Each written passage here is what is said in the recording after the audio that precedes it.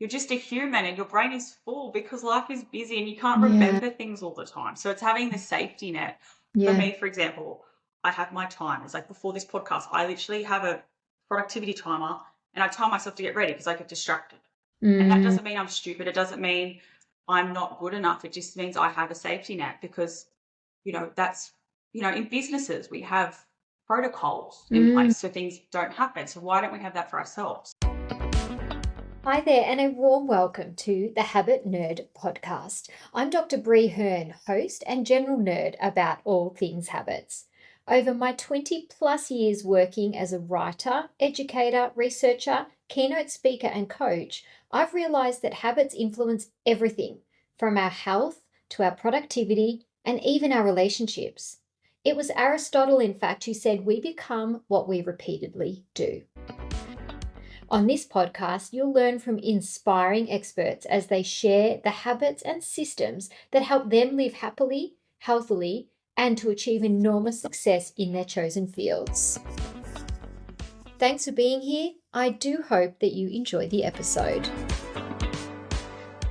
Hi there, Habit Nerds, and welcome to today's episode of the Habit Nerd podcast. It is my absolute thrill and excitement and delight to welcome my guest today, Steph Pase. I have been a long time fan of Steph, years and years and years. Actually, I've got her planners, I've got her lunchbox. I've followed her journey with such excitement. So to know that she was creating a book that she's called Mastering My Messy Life, I knew I had to jump in, get the book, digest it, which I completely did in one sitting, and it's my thrill that she said yes to spending some time with us on the podcast today. So for those of you who don't know, Steph is the ultimate multi-hyphenate millennial woman. I love that. Not multi-passionate, multi-hyphenate. She's an entrepreneur, a content creator. She's a media personality. She's a writer now. She's a mother and she's a wife. She simultaneously runs a wildly successful business and an online community that's had multiple iterations over the years of more than 1 million followers, as I said, of which I am one. All while trying to get her kids out the door, looking remotely presentable, and trying to remember why she walked into the kitchen. It's a hard relate. She is a mother of 2 young daughters, and she's married to Ryan, who is her high school sweetheart and himself a successful builder and business owner. So thanks, Steph, and a warm welcome to the Habit Nerd podcast. Thank you so much for having me. I'm so excited to talk about this book that I've been hiding for 20 million years. All right, well, let's jump in. Thank you on behalf of your longtime followers and fans of your work, and hopefully you're gaining a whole, a new group of followers and listeners to this beautiful work in the meantime. Thank you for pausing all of your other commitments to write this book. I was just telling Steph offline, it made me feel so much. I laughed out loud in parts and I cried in others. Alongside learning and being reminded of so many great hacks and systems, which is why you're the perfect guest to get on the Habit Nerd podcast. Steph, your authenticity is your greatest gift. So I want to say a big thank you for that. Now, our first question, you've built a brand around organization and clarity, yet you call yourself a hot mess. How do those two co-identities, how do they coexist, those two identities? It's a great question. And I think a lot of people hear that and it doesn't really make sense to them. And I think what the whole book, I feel like slowly kind of makes you understand how a lot of things can coexist. And that's just, because there is like in life, two things can't be true. Things don't happen in a vacuum. And that's just the duality of being a human. For example, as I say this in the book, I am someone who needs, I need everything to be clean and tidy or I can't think, but I'm also the human equivalent of a junk drawer. Like I'm a mess. I am so messy. And I need to, I'm quite literal in some sense, but then I'm also very creative. Like I'm just all over the place. And that's just the magic of being a human. Two things can happen at the same time. So you can be grieving and you can be grateful and you can be messy but organized. And for me, I am organized because I'm a mess. So if I Right. was naturally someone who understood the concept of time, which I'm not, and I'm surprised I came here on time. So anyway, Right on time, early in I fact. wouldn't. There you go. I wouldn't have to have all these extra organization systems. So I'm organized because I'm a mess, because I Right. need that to function like a human being. Right. It's not because I'm naturally put together. In the book I talked about how messy I was. My mother had to hang a shower curtain to hide the mess because it was so bad. Um, and for me, and I think an easy assumption for people too, if they come across it, my page probably more so like years ago, was with the pantry, they would Mm, see probably what they think is someone who's just trying to be perfect, who's superficial. Whereas there's mm, so much more beyond the labels, beyond the pantry. mm, And for me, it's not about aesthetics. It's about me feeling safe in my home and my body. And, mm. when people read the book, that will make so much more sense, Yeah. coming from a childhood where the pantry was bare and you didn't know what you're coming home to every day. So for me, having these systems and this organization, it's not about me trying to be perfect, because I don't want to be perfect, because that's No. boring. Like, no one wants that. It's about me feeling safe in my body, me feeling safe in my home, my kids feeling safe in the home. And that's not to say it's always like if I showed you my house right now, it's a shit show right now, because Mm, people live in it. And I think we're so obsessed with hiding our mess. Like, think about when people come over, you have guests that come over. What do? You run around the house, you try to get rid of any evidence that people actually live here. Isn't that mm. ridiculous? Like, So how dare true. we show people that we live here? And we are so ashamed of our mess, but we all have it. It's Mm. like us trying to hide, like, that we all have heads. Like, it doesn't make sense. Like, Yeah. this is what we all have, and it's actually the puzzle pieces that make us up as who we are. So Mm, every mess is, experience, is a belief, is like a quirk, is you being a contradiction. Like me, I'm a walking contradiction. I talk about it all mm, the time. mm. And I love that. And when you put all these puzzle pieces together, some puzzle pieces might have chunks ripped out, some might be perfect, but it's what creates the picture of you. And I think when you can really step back and see that you can have multiple things that coexist amongst each other, Mm, and that's what makes up us as complex humans. But how mm, beautiful is that? So you need to mm, step back and look at your picture that your puzzle pieces form, and look at your mess and be proud of that. mm. I am now at a phase where I feel like I can sit on top of my pile of mess with my flag and be proud of it, because it makes up who I am, and it shows others that it's okay to be messy and be organized at the same time, because you can be whatever the hell you want to be. And yeah, thank you for the honesty of that answer. I think that's so true. And I think we can really all relate to that duality of two things being true or multiple things being true at once, as you say. What I really did love about Mastering My Messy Life, your book, but all of your work, is that you're very authentic in the mess that, you find yourself in, and physical and mental mess, coexisting as well. But I think the systems that you advocate for are, I really like that you say they make you feel safe, and I think that's a beautiful hope for everybody, that they do it so that they can feel safe in the world. But you advocate for doing things almost on your worst day, not on your best day. Mm. So much of Instagram and everything we see, and it needs to be aspirational, because we all want to aspire to, new systems and new Yeah. habits and that sort of thing. But I think, you reference in the book, when you're a potato, when you can't function, when, you're absolutely having your most potato worthy day, these are just the really small systems that you can put in place to at least just move that needle just a little bit. So I Mm. think that's the answer that you've given me, and I'm just giving it back to you in a different way, is that the messiness and the organization coexist because they can and they should, but also there is something to you being able to manage your life because of the systems, and because you're getting to Mm. know yourself as you get older, and, more into the motherhood journey and more into the business journey, that these are almost the bare minimums that you need to function in the world. And I think we all need to find what those are, don't we? Yeah, definitely. And it's like, as you said, like, and for me, it was definitely a process of realizing Mm, that I was just trying to shove a square peg into a round hole mm, situation. Like, we're mm, not all built the same. And I think it's the same in the book, I talk a lot about health. It's like we say we're falling off the bandwagon. It's the same with organization and habits and whatever it is that you're trying to yes. strive towards. We're always like, oh, I fall off the bandwagon, but I need to realize that there is no bandwagon. Mm, We built the bandwagon from what society taught us to be and how we should apparently act and be a human.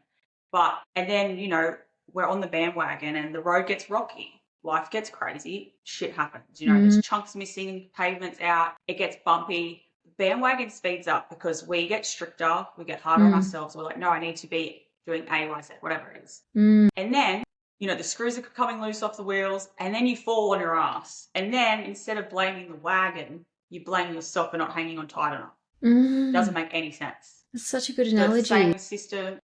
Yeah. I think I wrote about the bandwagon analogy in my book for actually the original had 6 pages worth of it. But it's just because we are trying to force ourselves to fit a hole we're not meant to fit in. Yes. And blaming ourselves for when we can't hang on anymore because it's picking up speed on a bumpy road. We're not meant to be going down that path. We're meant to pave our own path that actually works for our life and our system. So that's why with time I realized, what am I doing? For example, the energy morning menu that I created. When you do wake up and you feel like crap, what are the bare minimum was my routine? And for someone like me, I forget everything. Yeah. Having things written down isn't you're not stupid. You're just a human and your brain is full because life is busy and you can't remember things all the time. So it's having the safety net. Yeah. For me, for example, I have my time. It's before this podcast, I literally have a productivity timer and I time myself to get ready because I get distracted. And that doesn't mean I'm stupid. It doesn't mean I'm not good enough. It just means I have a safety net because, that's, in businesses, we have protocols in place so things don't happen. So why don't we have that for ourselves? So true. I think you're the opposite of stupid. I think that's, to know yourself and to know that you need a timer. I think that's, you couldn't be smarter than to, align that system to exactly what you need. Actually, something I've got from you, this was years ago when you were doing your podcast, which I, and I hope you get back to stepping up one day too. Yes, I should say that. That was soon. Yeah. I'm hoping next year.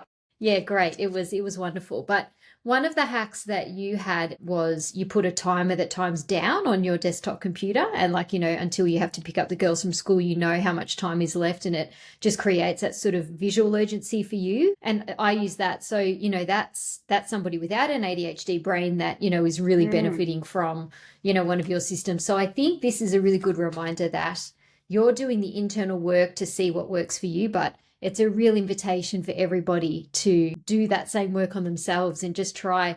And, that morning energy, one of them was to open up the blinds or open up the curtains and let some light in, like a reminder.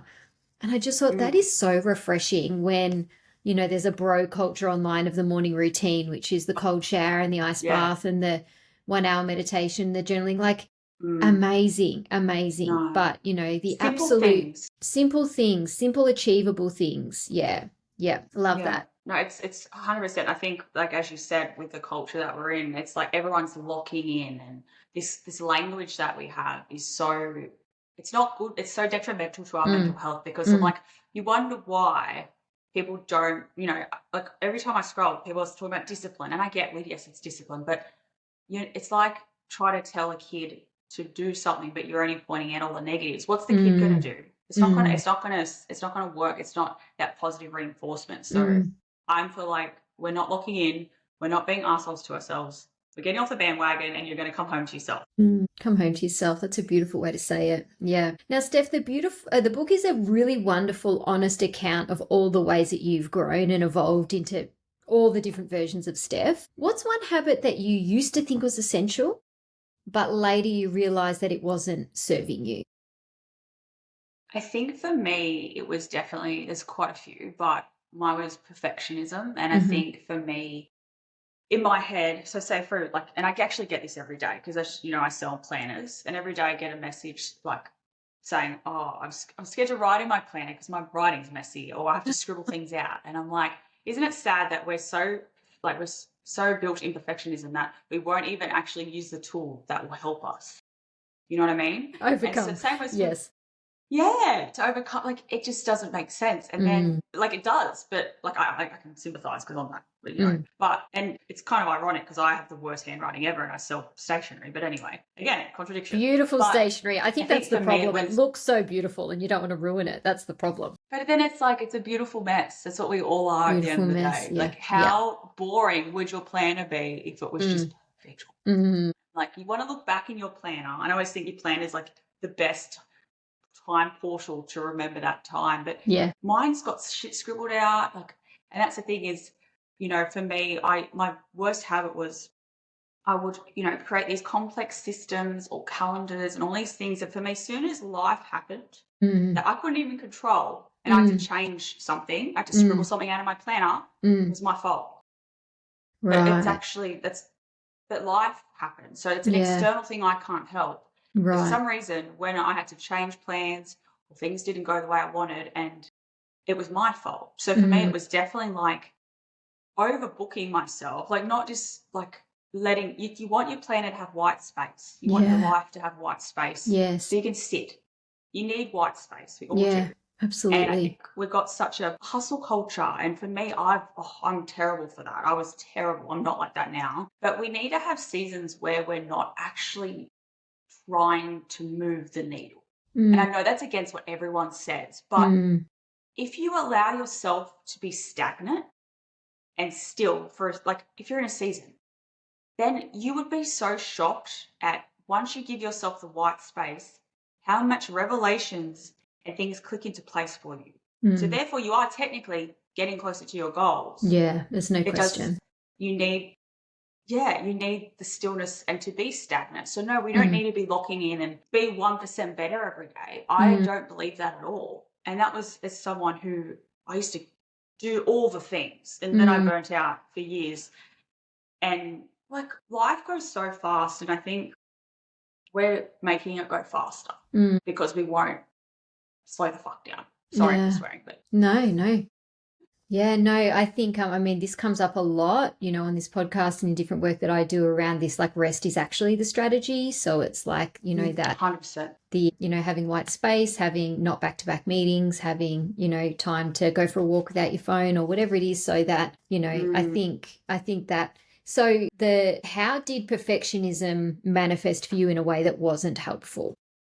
So for me, I was like, yeah, taking on more than I could possibly handle. As from my childhood, as you know, like being a good girl and not taking up space, that's the recipe for a people pleaser, which Yeah, absolutely. I'm still navigating that. Look, I'm 35. I just turned 35, and I'm finally feeling a bit more okay with not bending over backwards all the time for Yeah. people. Even though I I want also to think because I that's a love people, but Yeah, and I also think that's a lot of us are navigating in our culture as women or as, eldest daughters and all of those different constructs, let alone, if you've had 100%. a childhood that was, really fraught with, Yeah, danger really like yours was with the feeling of yeah, unsafety around your mum and everything at home. Yeah.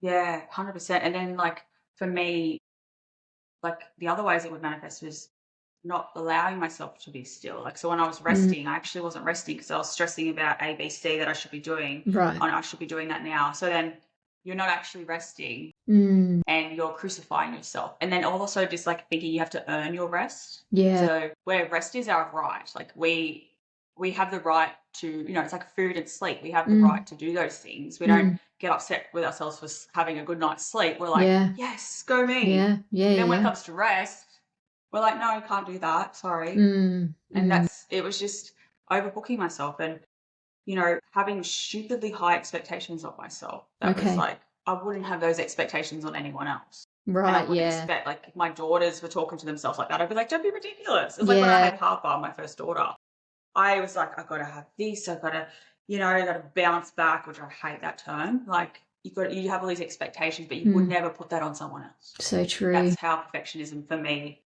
it was just, and it ended up in a lot of burnout and a lot of my depression flare, like all the things, like alcohol Yeah. dependence, all of that, because I just was numbing out from my own critical Running from self. it. Yeah.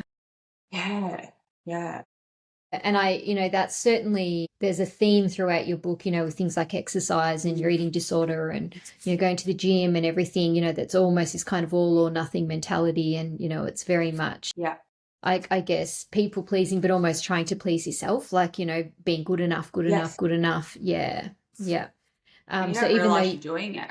No, of course not. Of course not. And, this is the Yeah. benefit of the age. I think that is so powerful that every time, I catch myself being unkind in the way I speak to myself, I think I've got two daughters too. And I just think, imagine they were sitting at the kitchen table and I was saying that to them, or imagine a friend was saying like, or one of your friends, someone that you have, huge affection for, you would never say that to them. You would never expect No. those things of them. So why would we expect it of ourselves? So yeah, I think that's that's a tricky one that I think we all need to keep coming back to. That might be a post-it I that have we a bit need of to a stick hack for somewhere. it. Okay.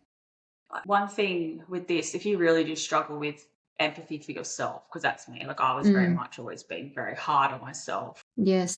But the best thing you can do is whatever you say, you're having your negative self-talk. I want you, whenever you catch yourself doing it next time, I want you to literally close your eyes and visualize your 6-year-old self standing there in front of you. And I want you to say that to her. You wouldn't be able to do it. Absolutely you not. Do it. Yeah. And then you realize it's not the right thing to be saying to yourself, because you are saying that to her, because that's you. That's you. In you.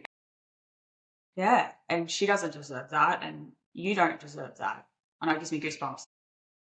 Because at the end of we never get to an age, and I think too, like when we were, like our generation, when we were younger, I felt like our parents in that generation really, and obviously they were playing a role. When I talk about that a lot in the book, I felt like I was playing a role, but they were playing a role where to us, they had their shit together, everything was perfect. You don't question them, you don't question authority, that type of thing. Where now, so for me growing up, I was waiting for something to click.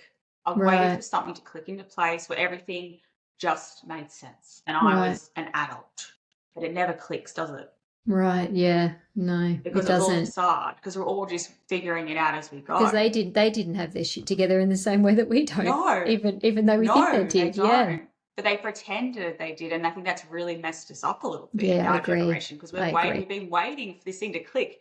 And that's why I do feel like people out there saying millennials and that are the Peter Pan generation because we won't grow up. I go, no, we're the first generation that's actually just, we're embracing ourselves, and we're not trying to shove ourselves into a box that we're not meant to go in. And we're showing that you can be fun and you can be silly, and and we should bring that. As adults, we stop having fun. We just do things to make money or get fit and have a clean house. But we're the first ones that can break that mold, because we've realized there's no magic switch that clicks. So yeah, like it's talking to yourself that way. You're talking to that little you as well. Yeah, I love that. There's no magic switch. Yeah, I've actually got a photo on my phone. I've saved it of me as a little girl, and I often, not in that context, but I often, like, whenever I feel like I'm not moving where I want to be, or, I often say to myself, like, 8-year-old Brie would be like pretty impressed with where you've gotten to, You would be blown away. Yeah, that's such a lovely reminder. Our little selves would be like, oh my God, I am so cool. I'm the coolest adult on the planet. Yes. They would. True.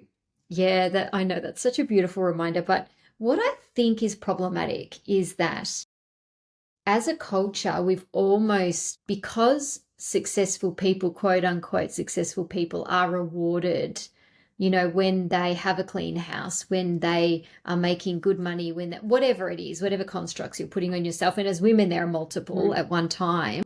It's a matter of having to remember that is actually all a facade as well. It's almost, I think that the perfectionism is, you really can't blame yourself for that, because our culture has created that for us, that's what create success, and that's how you make money and get the house that you want or the car that you want or whatever it actually is, running yourself into the ground. So I think that's a lovely invitation to just go, hang on, actually that isn't even what's happening for anybody, and everybody's waiting for the other shoe to drop and, the switch to get flicked, as you say. Yeah. And the thing is, like what you say with that is, you don't know what's going on behind closed doors. And that's why when we read, maybe a celebrity, like a memoir of theirs, or you find out all these horrible things that come out later for people.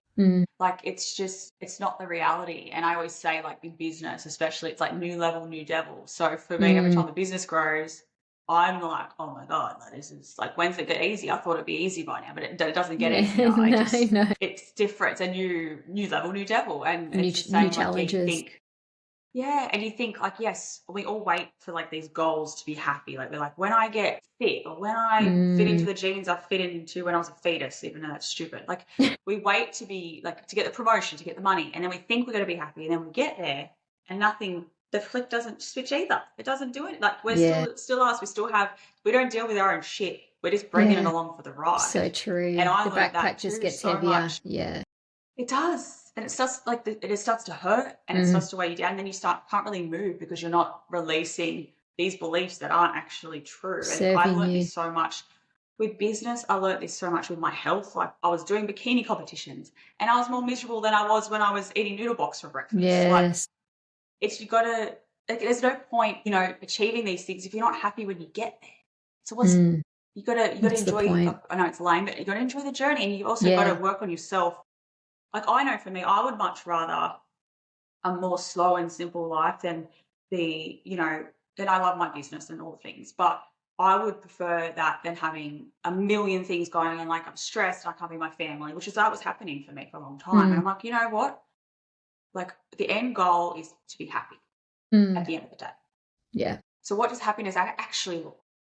Yeah, for you. If no one else was clapping you on, what would it actually look like? So If no true. one knew about your achievements. Yeah. Yeah.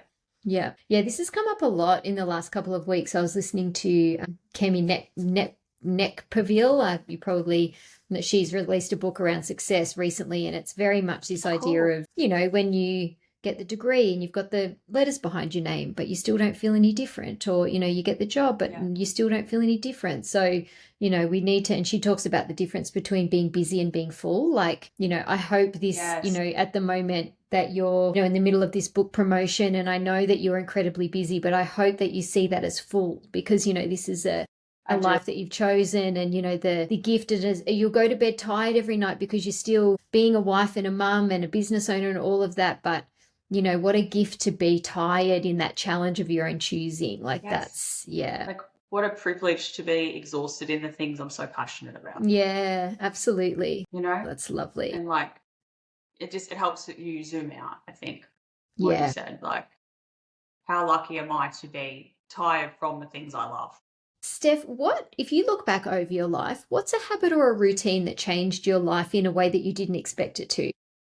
Oh, I think for me it was more sort of approaching things differently, which we kind of touched on.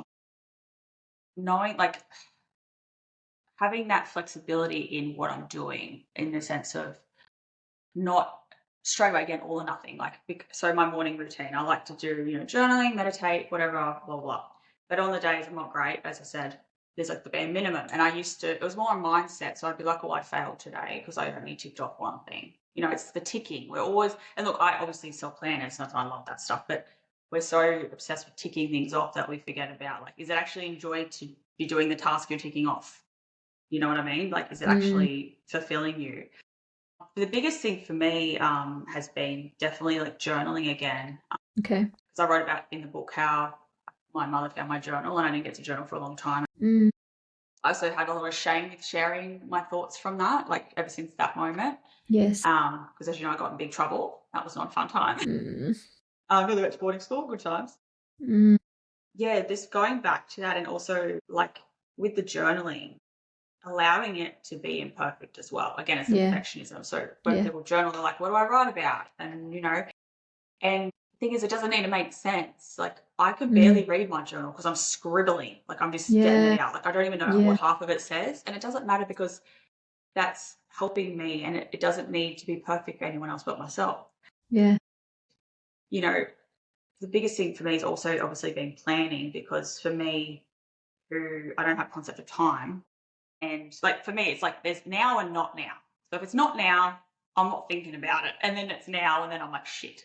Right. Now, not now, yeah. But for me, planning is so important, but it's the imperfect planning that's the important stuff. So allowing things to move, and the biggest thing is like batching, like my meals and things like that. So then when life does get busy, I'm still able to eat things that makes me feel good. But I think out of all of it, biggest habit that really did change my life, and in a way I didn't expect it to, was exercise. And I know everyone's probably going to roll their eyes, but I started, as you know, I just wanted to look good. I wanted to look hot. I was in my 20s. That was a motivation. I wanted to look good for Ryan. Put on weight, all the things. I put on 20-something kilos in a year because I was loving beer and everything. And for me, it was all about that. So my why was very surface level. And then I got to the point where, it was obsession. I'm so grateful that even through that, the one consistent thing for me has been exercise. And that's because I realized over time how much exercise helps my anxiety, helps my mental state. So my why went from something very surface level to, I need this because it makes me feel good. It's like why we drink water. It's like very basic human needs. And we do tend to think that, most people that exercise only do it to look a certain way. But if your why isn't deep enough, you're not going to get up on the shitty potato days. Yeah, so true. You need to have a deeper why. So for me, I eat things that make me feel good and I move my body because it makes me feel great. Like I have energy for the kids. It's not about like having a six pack or whatever it is. Like it's because when you're 80 years old, you're not going to look back and be like, I'm so glad I had a six pack and I had no life and I didn't go out for dinner. Like you're not going to give a shit, but No. you're going to remember how you had energy, how you felt good, how you modeled that behavior to the kids. You Yeah. don't talk about this is just our vessel. Like, yes, it's great. I'm fucking so grateful for our vessel because it's got our organs, but we place so much of our worth on our vessel And how it looks, yeah. instead of ourselves. Yeah, and it just doesn't make sense. Yeah, I think so. I mean, journaling and exercise, absolutely, you would agree that they are kind of spillover habits that, the exercise, just because you get up and do weights early in the morning, it's going to have positive effects throughout your whole day and the way you see yourself and the way you speak to yourself and the modeling for your girls and all of those things. And journaling does the same sorts of things, doesn't it? That stream of consciousness helps you with your anxiety, helps you plan things out, whatever. But I do think it is okay to be kind to ourselves. So in the way that you said your motivation initially was how you looked, I think that was the gateway to get you into exercise. And I think that's okay. I think all of us, start a habit for whatever reason it is, and then things evolve. And I think there's something to be learnt for starting for whatever motivates you is okay, because it is supposed to grow and change, and you're supposed to reflect on, is this element serving me? Should I tweak it a little bit? Now I have less time, or, whatever the context is. So I just think I love that you've said exercise and journaling. I love that you've said, and as you say, people will roll their eyes when you say exercise, but it just has evolved in ways that is serving you day after day. So I think, just a reminder that the gateway is whatever you want it to be. The why doesn't have to get deep until you start. If you don't want it, if you're not there yet, that's okay too. Yeah, 100%. And the thing is, like, I didn't even know it became my why.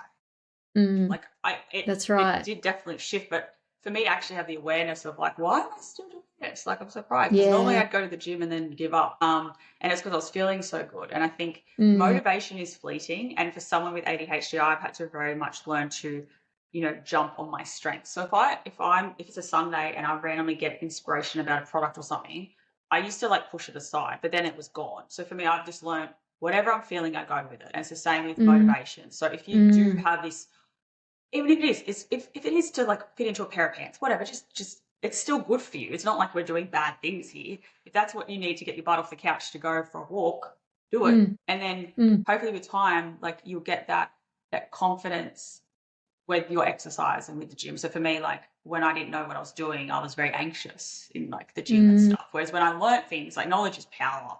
And for me, with my anxiety, when I feel like I know the environment and what to expect, that's when I feel empowered and I feel confident to do the things. So it's the same with exercise. So for people who are listening who want to get into the gym and that, literally like getting a pack of personal training sessions or something, like someone just to show you the ropes, because you're not meant to know the things. No. We didn't pop out of the uterus to like with a pair of weights. Like we don't know what we're doing, and you gotta learn. Just get over the hurdle. Just give hold someone's hand while you get over that first hurdle, and then you'll be on your way. Yeah, that's such a powerful reminder. Steph, how do you balance motherhood, entrepreneurship, and self-care without burning out? Because you really do, your content kind of straddles those three things, the self-care stuff. Your business is, really, obviously it's ticking along and it's really inspiring and powerful, but you're very warts and all about the journey of business ownership and the stress. And, you talk in your book how you've, got your baby strapped to you on your chest in the, in the warehouse, in the garage while you're starting. So it's it's such an honest account. So all these years down the track though, how do you balance them? Like what do you think is your system that's helping you balance those three things? I definitely don't balance them. And I think we have this idea around balance, and it took me a long time to even understand this. But I think not saying the idea behind balance is wrong. Absolutely not. It's the expectation of it. We think that we can have all areas of our life, equal parts of attention all the time. And that's not true. Mm. So therefore, balance doesn't really exist. During our life, we're going to go through seasons where maybe our kids need us a bit more, maybe work's a bit more, maybe the house, maybe we're not doing so great. You know, we're never, ever able to be giving equal attention to everything all the time because it's not possible. We are only one human. And when you learn, I can't be everything to everyone all the time, then you can actually start to move forward and see things for what they are. So to me, balance is bullshit to me. Yeah. I think it's something that we've all been striving for, myself included, for such a long time, to only realize, again, thinking that we're the problem, but it's not. And there's also a saying out there, which I don't like. It's how you do one thing is how you do everything. And I think that's also bullshit. Because the way I care for my children is not the same way how I do my life admin, which is always 4 weeks behind. The way I show up in a meeting is not the same way I show up at a friend's birthday party or to the post office for a parcel that I haven't picked up in 4 weeks. Yeah, interesting. We're not, the expectation that the way you do one thing is how you should do everything is ridiculous. And that's the recipe to burnout, because it is actually physically not possible. We wear so many hats and there's so many areas of our life that needs us more than others sometimes. And things are going to slide.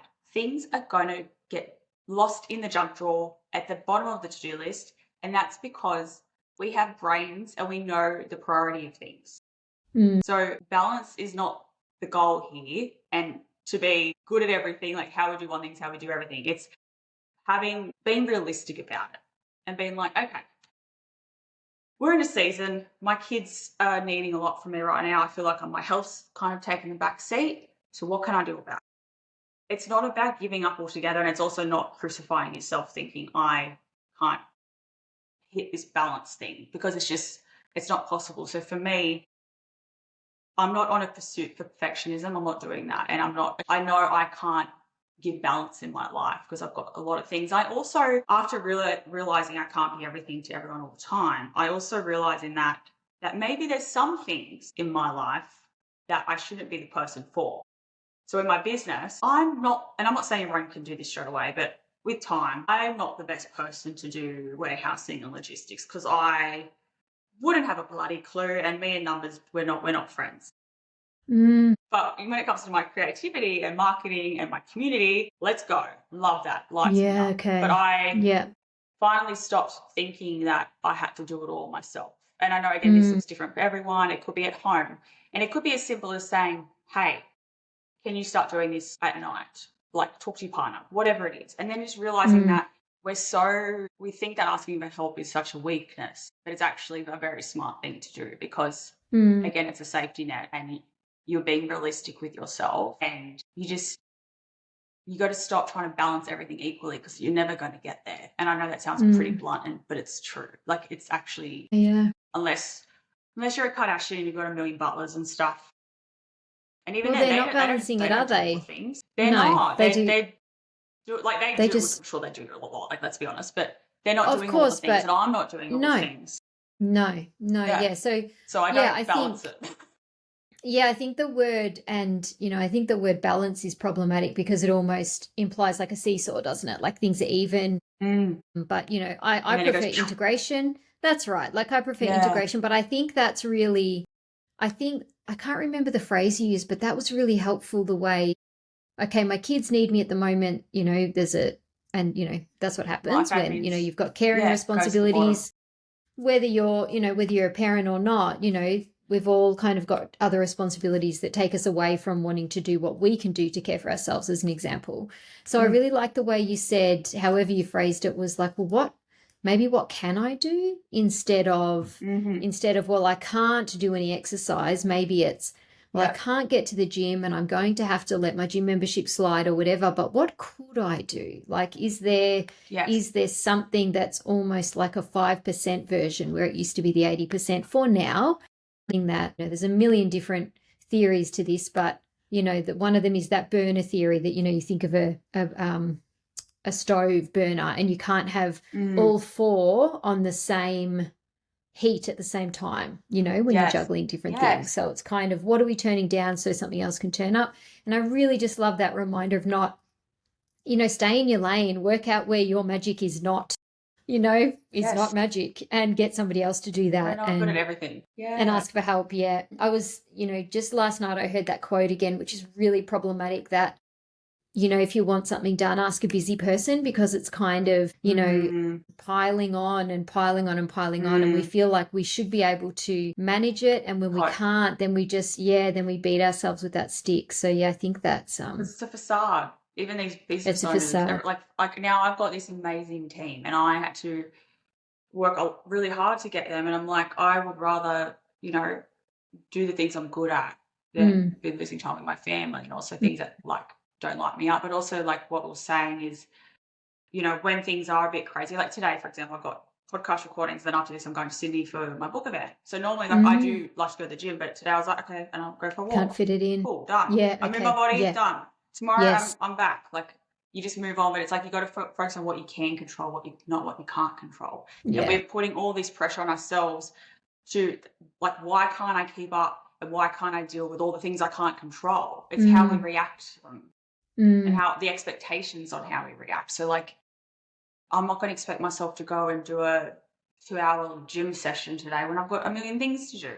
I'm not Yeah. really going to be super hands-on with the kids today because I'm running around. Like, that's okay. That's because Yeah. today my focus is on the book and this. Like, that's it. And I'm still here. I'm still their mum. It doesn't mean I'm any less worthy of being a mother. No. It's just, this is my day. Yeah. And tomorrow will be different. Yeah. Tomorrow you can Yeah. make some small tweaks, maybe. Yeah. Yeah. Yeah. Or next Yeah. week or the week after. Yeah. And it doesn't hurt to Yeah. communicate But that you to learn, them like, oh, either. yeah, 100%. Like, the biggest thing for me too is, like, growing up when things were happening, I was never told, and obviously it was a bit hard for me, but, like, everything was my fault is what that was said to me. Whereas for me, even if, like, like, with my grief, so when my nan and dad died, like, when I'm crying, and I cried a lot in front of the girls, I would always tell them, Mummy's not crying because of you. Mummy's Yeah. just crying because she's sad. Because she's And I sad always, about. even if I can't really tell them what's going on in my world because it's too of an adult topic, Yes. you still just letting your kids know this is not a you problem. This is an adult Yeah. problem. Yeah. You're This is for beautiful. I love you. grown-ups. Yeah. Yes. Yes. Just so they Yeah. feel safe and they know, because when you're little and you don't know, you do think things are your fault, but That's right. you just telling them this is not. Like, even yesterday there was, I had all my books on the big dining table to be signed, and the girls knocked the dining table over. Oh, And the whole poor Harper table. got hurt. Yeah, whole table. Poor Harper. She's okay, but it was pretty full on. Yeah, and she, like, 50 of my books got wrecked, and they were, Oh. so upset. And I was like, look, I'm just glad that you're okay. Yeah. I guess, like, this is why we got to be safe. But, like, just letting them know that they're like, that this is like an adult problem. Like, that's Mummy's problem to deal with. Like, don't worry about the books. That's a mummy problem. And my priority here is you. So just just verbalizing that, because kids don't know those things, and I think we assume Yeah. too much. So true.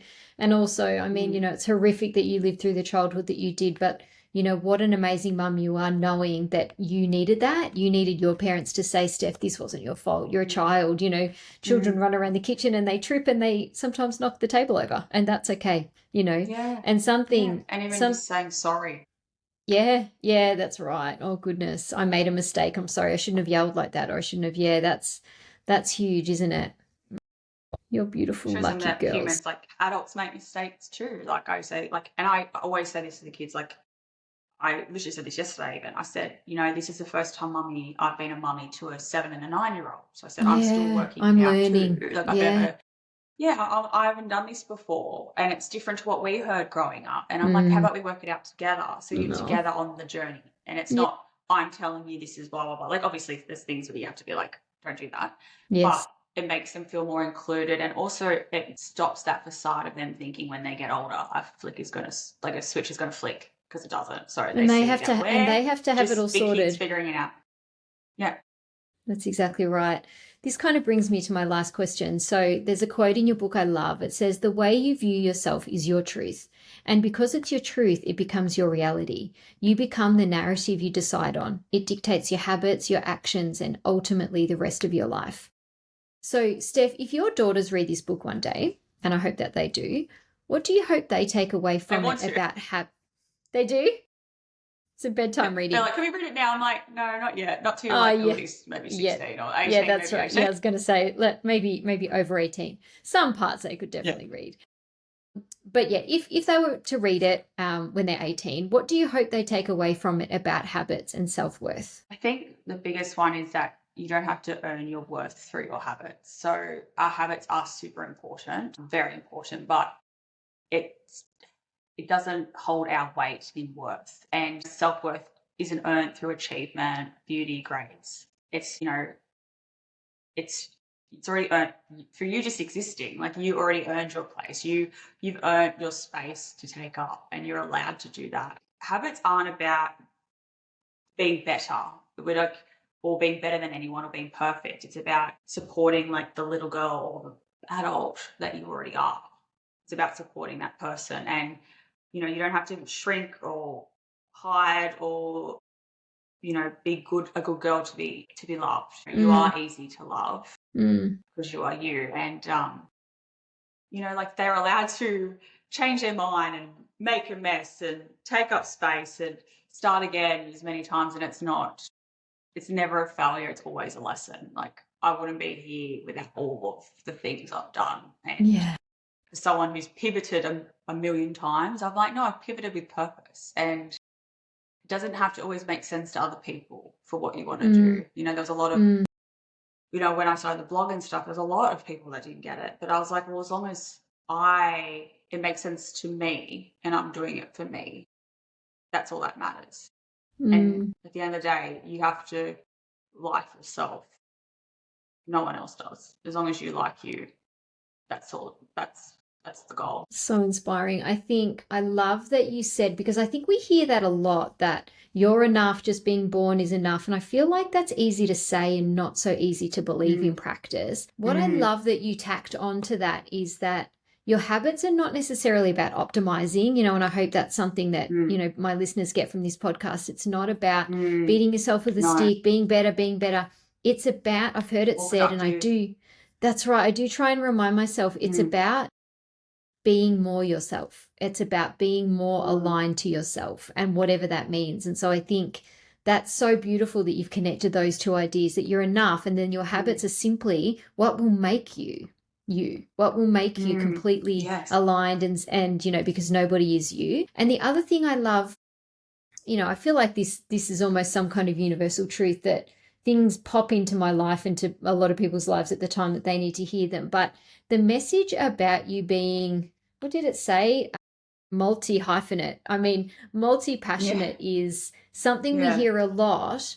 And I love, in the book it came through, and in your kind of social media in the last couple of weeks, where you're a makeup artist and then you're a PT and then you've got this business and then you're a blogger and you're looking around thinking people, and they may have been saying, what is she doing now? Like what? But it doesn't have to make sense long term. And so I think we need to take the pressure off ourselves, that if this is serving me in this moment, this is making me enough money, this feels fun, whatever it is, it doesn't have to be your life's work. It's just this moment in time because it's serving you at this moment. And I just think that's such a wonderful endorsement by the time you get to 15 years down the track worth of work and you've held these multiple roles. But look at the intersection of all of those skills that you've gained and the experiences that you've had, and where you find yourself now as the author of this book. So I just think that is so inspiring for people who are multi-passionate, because to be multi-passionate almost feels like you can't get your act together. And in fact, it's flaky and you can't stick to something. But you are such a model of how that is in fact not true, and sort of pulling on a string and following it. And it hasn't been easy. There's no doubt you've had an enormous, pile of challenges throughout, and you're very honest about those, which is, as I said, that authenticity is the gift. But I just think more and more for our young people, you can do multiple things, and that will create a beautiful fabric of a life. No longer are we needing to stay at one company and get the gold watch after 45 years for our loyalty. Life doesn't work like that anymore. No. And the other thing is, I think you've said it in the book, or I've heard you say it in another context, you don't always have to make money from what you do either. You can have your job, Yes. and then you can be passionate about something that isn't making Yeah. you money. It can be, and that's okay too. Like, that's wonderful, because Yes. that's that, Yeah. You don't have to monetize multi-passionate everything. fabric. That's right. Yeah. And I think that Yeah. takes the pressure off loving your work as well, because, you might have a 9 to 5, but Yeah. then you do something afterwards that lights you up, and maybe you can monetize that one day, but maybe you won't too. And that's Yeah. also okay. Yeah. Like, you're allowed to have something just for you. Mm. And that's the goal. And as you said, like, if you do like monetize things all the time, you'll become to resent it, and then you don't love it anymore, and that's sad. Yeah, it takes And the joy it's out sad of that it. we live in a society. Yeah, and it's sad we live in a society where it's like we think that we have to stick to things, and there's this big thing with sunk cost fallacy. Mm. Well, I've already spent this much time, and I'm like, well, don't spend another minute. That's how my Yeah. brain works. Like, and it was hard because people just didn't understand. But it's, if I didn't do those things, as you said, I wouldn't have learnt collaboration that I did at the gym. I wouldn't have learnt, how to manage my own business and, like, have that connection with customers and my community in my makeup. Like, there was so many different areas to me, and I'm like, it's just learning. And the biggest and most successful CEOs started their businesses in like their 40s and 50s and even 60s. Like, we don't have to pick a lane and stick to it. If I want to bloody go over there or do a U-turn, I'm going to, because that's life. And we change and evolve. So we're not always going to like the same thing. And how cool is it that now we do live in a landscape, as you said, where we can be multi-passionate. And it's like, for me now, I'm multi-passionate. I've always got topics to talk about. Yeah, I'm so good. true. I've got so much things I can say. So Yeah, I'm glad so I did all the true. degrees and all the things. Yeah, and that's so inspiring for other people, because there are threads in it. Like, there's you wouldn't be so good at the systems if you had not done the work in your business, or you wouldn't be so good at the health stuff or the makeup stuff if you hadn't learned those skill sets. I think the sunk cost fallacy is a really tricky one to overcome. And I think if we can flip that mindset to be, what did we learn from it? What skills did we gain? What are we not going to do next time? So that's something that I'm on a lifelong journey to learn myself. So I appreciate that reminder as well. Yeah. Now, Steph, yeah. we have 2 minutes left, so I'm going to make sure I say my thank you in 1 minute so that you can get on with your busy day. That was wonderful. You were every bit as warm and engaging as I knew you would be, that I've followed you for so long online. So thank you for making the time. I really want everybody to go out and buy Mastering My Messy Life. It is the most hilarious, gut-wrenching, instructional book, and it was a joy. So thank you for writing it, Steph, and thank you for spending the time with us today. Thank you so much. This has been so beautiful. So thank you again. Thank you for tuning into this episode of The Habit Nerd. I hope you found some new inspiration, learned something new, or gained a fresh perspective. If you did enjoy the episode, I would be really grateful if you could please leave a 5-star review, as it helps the show get in the ears of new listeners. Plus, it should only take you 5 seconds. If you're keen for more tips and insights, then head over to Instagram and follow Habit Nerd.